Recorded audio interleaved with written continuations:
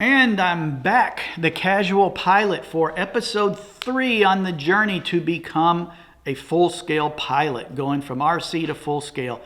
A total dream of mine, and I am very excited about it. Thanks everybody for watching. I can't thank you enough for all the eyeballs that my videos are getting and all the likes and comments. Please feel free to like and comment. There's buttons down there below the video. If you like it, it'll help my YouTube rankings. This isn't something that's never been done before, but we're just doing it from our perspective. But I can tell you, there's not a lot of videos out there that really chronicle the start to finish process, every step, every piece, full length on YouTube of how to become a private pilot. That's what we're doing. We're going to give you the ability. I'm going to have edited versions to make it fun, but Jake's YouTube channel, my instructor, will have the full-length versions of everything we do to document this journey and process. Again, if you like what's going on, subscribe down there. I am trying to become a pilot on this most limited budget possible, so I'm asking for some help along the way to help me get there quicker and easier. I have a GoFundMe set up. We've gotten a few donations in there, so appreciated. If you want to donate, there's a link down there to my GoFundMe page where you can help us out in our journey, and it will be much appreciated. Today's classroom ground school chapter is the theory of flight. This one I'm going to show you today with no cuts because it didn't go really long, and I think it's very watchable. We learned stuff about how lift is created and how stalls work. I thought from my RC world I knew this stuff, and as you will see, there were some things that he taught me, that Jake taught me, that I sort of knew the foundation of it, but I really didn't understand the full principle of it. So I did get some learning in there. It was very interesting and it was a fun time. So check out lifts and stalls. That's the main core of what we've got for this ground school lesson. So the principles of flight. How does an airplane fly? So It's magic. Sometimes it feels like it, doesn't it? Well, we have these two wings here. And as the airplane flies, obviously we're moving forward through the air. The air flows over the wings, and it creates lift. Well, how does it do that? In the most basic sense, we're creating a pressure differential between the bottom of the wing and the top of the wing. So we have high pressure air underneath pushing us up, low pressure air on the top pulling us up, and that makes lift. Now, in order to do that, the wing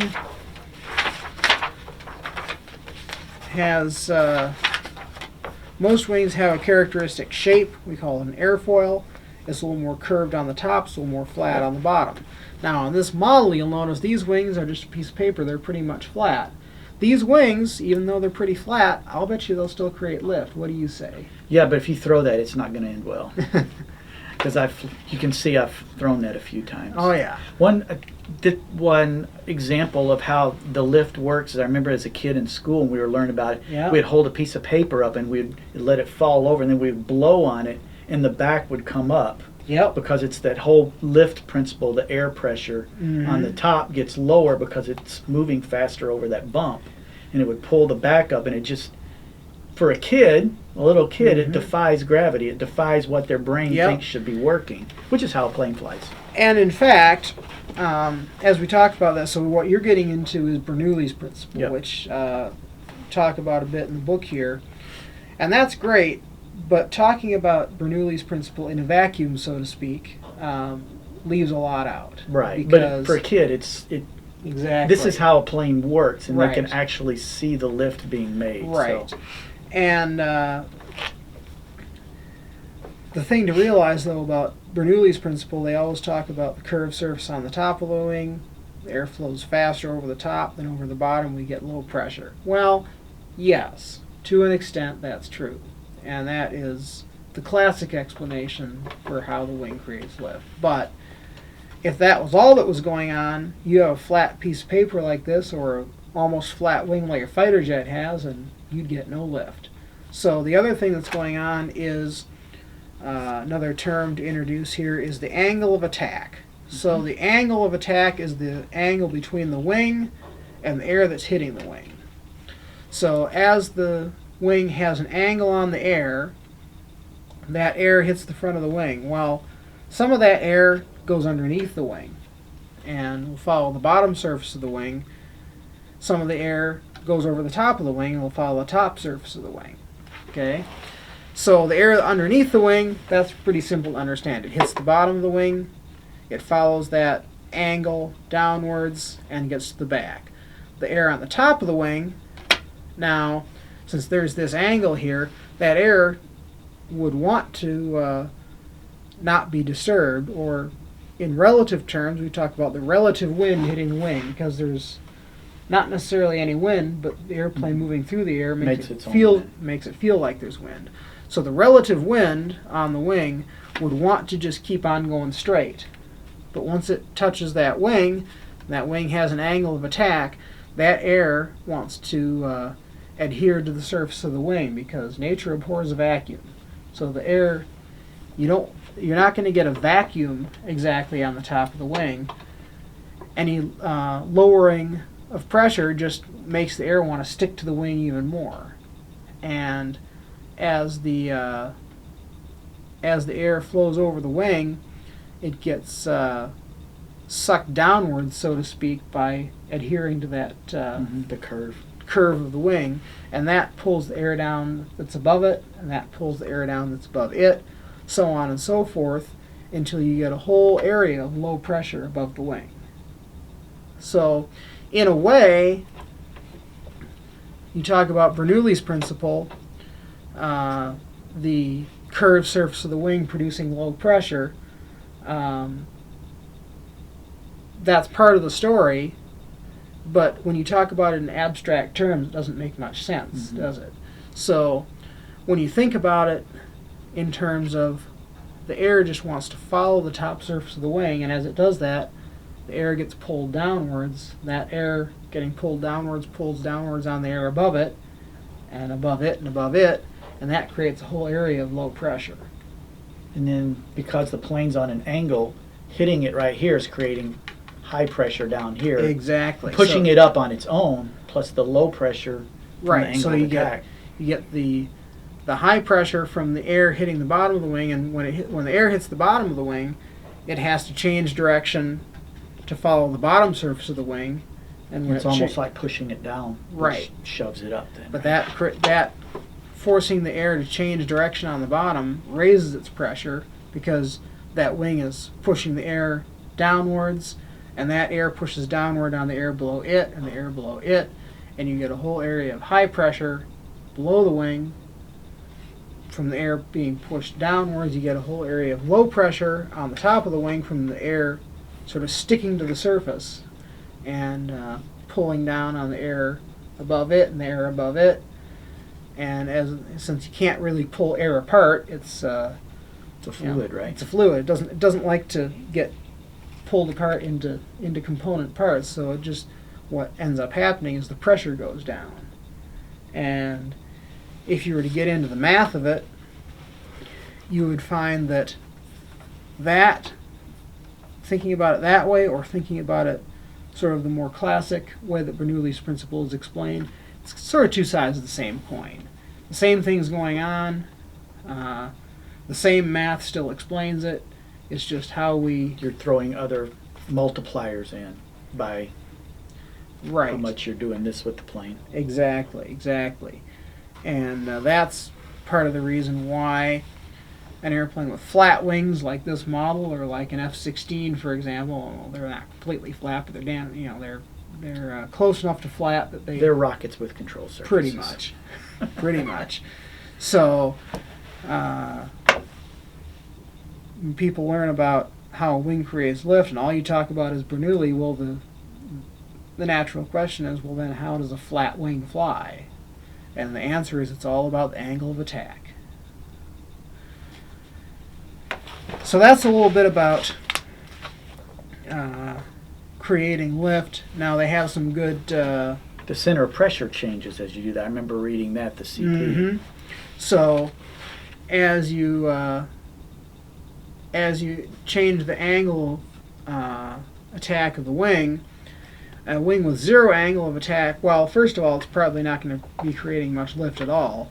But what lift it will create will be pretty much in the middle. As you increase the angle of attack, it moves upwards towards the leading edge, because the leading edge is where that air has to change course, and that's where you're getting most of that pressure differential applied.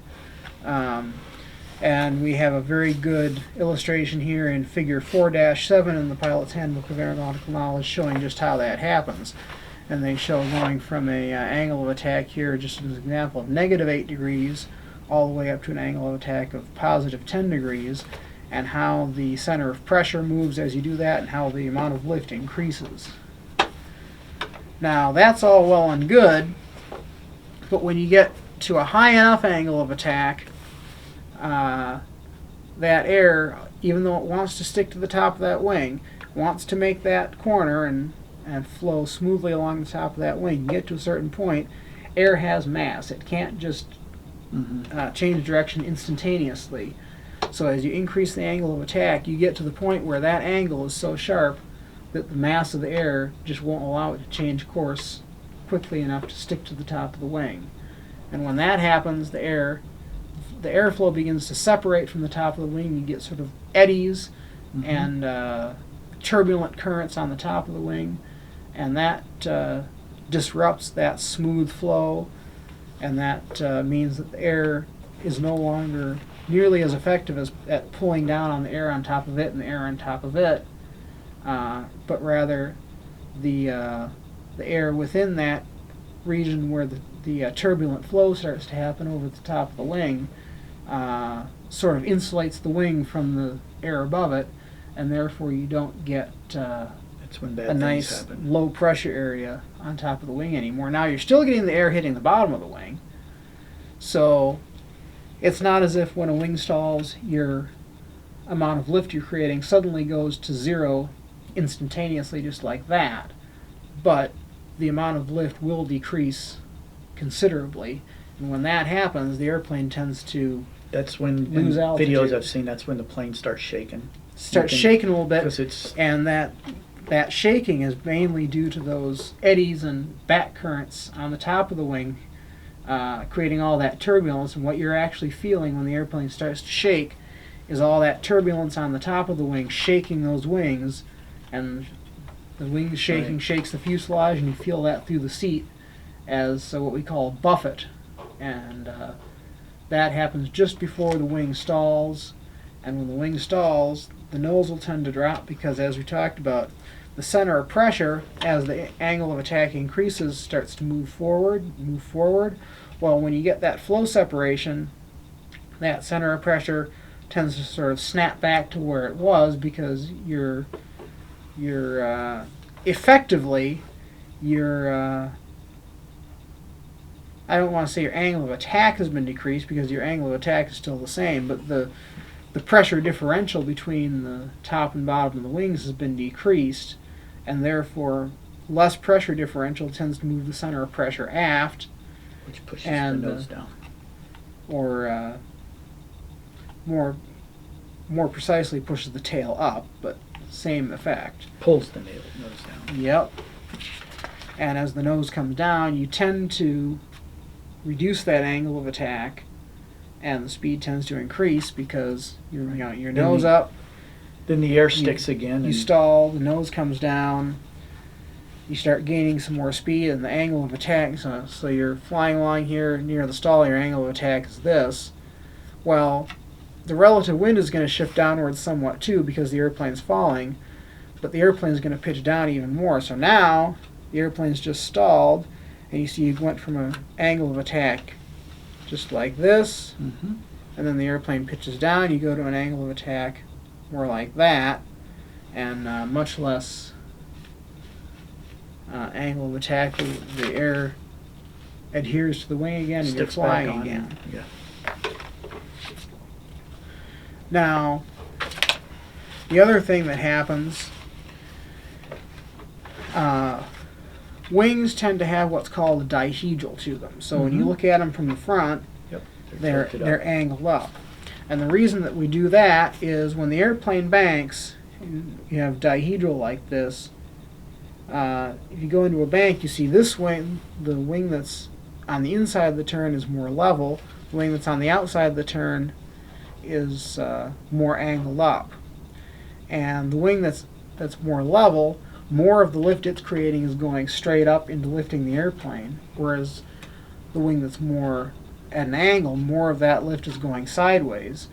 And so since more of the lift on the wing that's down is directed towards lifting the airplane, and less of the lift on the wing that's up is directed towards lifting the airplane, the wings tend to want to level themselves. Yep. That's why in RC world, beginner planes are always a lot of dihedral and no Yep. ailerons. Exactly.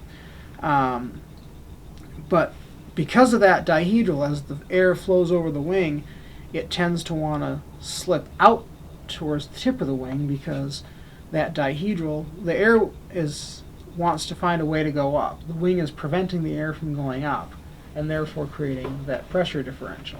So the high pressure air wants to expand into that low pressure area, but the wing is stopping it. So the air is going to move from front to back of the wing, but it's also going to try and find another way around the wing, so it's going to slip from rip to tip from the next to the fuselage out towards the tip of the wing, in order to try and find another way to get around that wing to fill in that low pressure. And as it does that, some of the air is going to spill from underneath the tip and create a little sort of tornado on the wingtip, and we call that a vortex on the wingtip. And you lose energy by the air forming itself into that vortex. So there's various different ways that aircraft designers have come up with to minimize that vortex on the wingtip, either through the shape of the wingtip, or sometimes they'll put what they call a winglet. Yep. So sort of little. Sometimes they'll put a wing fence. Exactly. Yeah, a fence along the wing to prevent that air from flowing out around the end. There's different ways that they can go about it, and even on this model, you'll see the wingtips are curved. Even that helps to reduce the tip vortex, because as the air flows outward, that curved wingtip tends to cause the tip vortex to not wrap around the tip as tightly, because the tip is curving away from it. It doesn't have anything to wrap to. Doesn't have anything to wrap to. So it's, that was one of the first ways that aircraft designers found to minimize tip vortexes, and that's why a lot of older airplanes have those nice rounded wingtips. That I didn't know. That's one of the first. Now, as aircraft design has progressed in the years since, I mean, this airplane that we have a little model here of is a Lockheed Vega that was designed around 1930.